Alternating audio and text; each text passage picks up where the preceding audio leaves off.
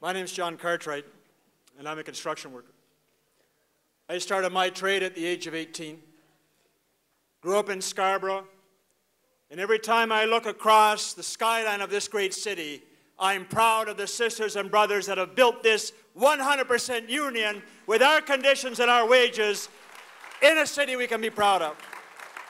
But I've learned a great deal in these last 7 years as president of this Labor Council. From my sisters and brothers on our executive board that come from every different union. From the rank and file members, some of whom we've heard tonight.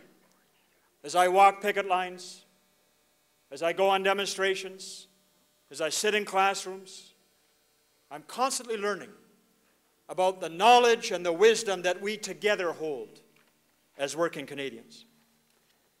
And we've heard tonight about this crisis. You know, my friends, none of us have ever lived through an economic crisis, the likes of which we're in today. We may have heard about it from our parents or our grandparents, but we have no idea when this is going to end. We have no idea how deep this is going to go. And that's why our Labor Council decided that we had to call this assembly together so that working people, so that our union movement could understand the task and the challenge that's in front of us. There's no question that employers are lining up to undermine our working conditions, our wages, and to escape their pension obligations. This morning I was at a meeting of the Greater Toronto Economic Summit and was talking to one of the brilliant people there about pensions.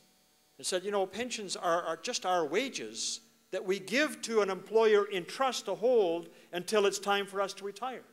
They're not an entitlement. They're not a gift. They're not a liability. They're our money that we gave to somebody. But those employers are now saying that that money's disappeared and that there's a crisis, and they're calling on us to tighten our belts, to take wage rollbacks, even in companies that are perfectly healthy. They can't help themselves. They see the opportunity to try and gang up and beat up workers, and they can't help themselves. That's what they're trying to do. Am I right? We've got huge global forces at play.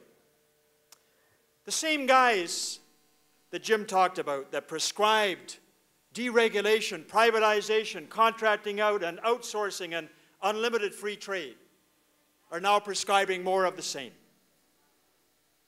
We know that that economic model has led to the disaster that's in front of us today, and we've got to reject it. But we also know in these tough times that there will be right-wing politicians and demagogues that will try and set us up against each other as they did in the 1990s. Canadian-born workers being told that immigrants are the problem. Their kids will take the jobs that your kids should have. Unemployed manufacturing workers told that public sector workers are the problem. They have gold-plated pensions.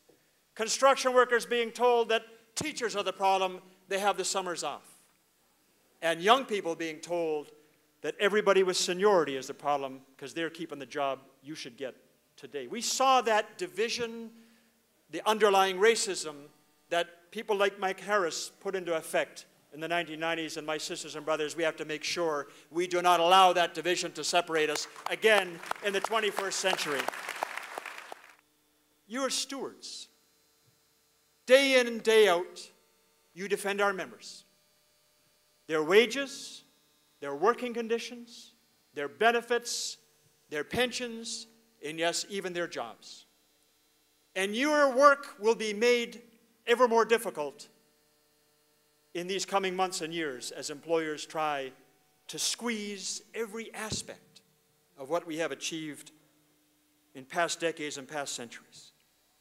You are, my sisters and brothers, the front line of our unions, and you should give yourselves a hand for the job you do day in and day out for our movement. But you can't get there without power. You all know that. When you're defending a member, you can be as righteous as you want.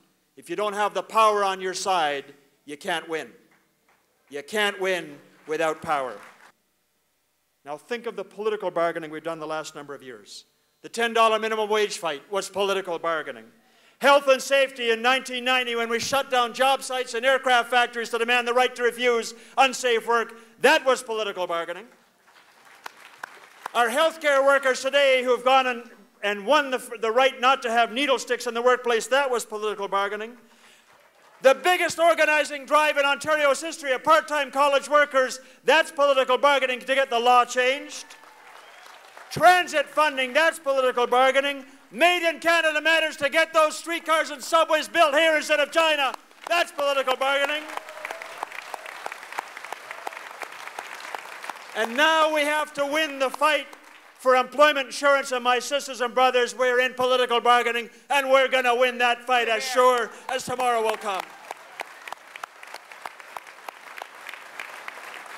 And later on, we're going to ask you to sign those petitions on your table for EI. And more importantly, we're going to ask you to take them back to your workplace. Because when we have this victory, we want every worker to share in that victory, to have signed that petition in your workplace. Now, over the years, we've taken on issues not just in the workplace, but where our members lived. We've fought off water privatization. We've stood up for public education. We've won transit funding. We've fought for public health care and child care. We've demanded investment in public and social infrastructure. But now, my sisters and brothers, we've got to defend our jobs, our wages, and our pensions. And you're going to have in front of you this solidarity checklist that I'm going to ask you to look at in a couple minutes. We're going to ask you to talk about a solidarity checklist and how we take it back to our workplace. Now, I learned one thing since I was 18 years of age and started work. Since I saw work in non-union, a fabulous, skilled tradesperson fired over a silly little argument with a foreman, and the employer coming back later on in the day and having to back up his supervisor, even though that man who was fired was there since the company started. That told me I needed a union if I'm going to work with my hands for the rest of my life. We know that we don't just want to defend the crumbs we've got. We want to imagine a different kind of economy. The best defense is a good offense. We've got to imagine campaigns that will go out and put the employer on the defensive, not us on the defensive. That will tell the employer, if you want to make money on our backs, you will not have our cooperation. What was the slogan of OPCU? No justice, no peace.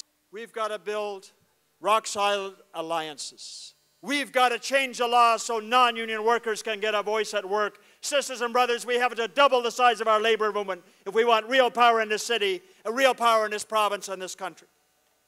We've got to combine building labor movements with social movements with formal politics, like the election of Sherry DeNovo that brought us that $10 minimum wage fight.